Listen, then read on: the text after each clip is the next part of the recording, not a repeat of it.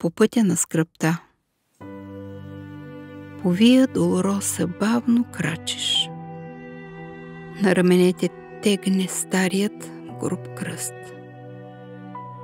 Върху главата сплетен е венец от тръни, а дрехата пропита с кръв. В ушите ясно звучава прощението от яростен къмшик.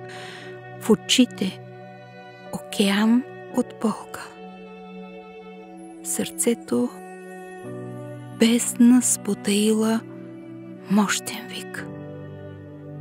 Вик, идещ не от тежестта на кръста, а от товара на греха. Чий грях не е не твоя, а този на света. Греха на тез, които те презряха от минали, сегашни бъдни дни, греха на тез, които те разпнаха, без този факт да им тежи. Греха на всеки, който не позна в теб пратеника от небе, греха на всеки, който пак разпъвате, макар след толкова векове.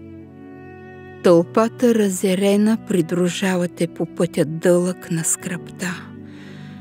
По пътя, в който твоя дух се молеше за всички грешници на тази земя. Голгота, хълмът на позора. След кръстна смърт, нов гроб те прибра. Но гробът, той не е за живия, не е за този, който победи смъртта. И днес той празен е, защото ти възкръсна. И днес свидетел е за славата твоя, защото там, където Вия Долороса свършва, започва нов живот с теб. Бог Исус във вечността.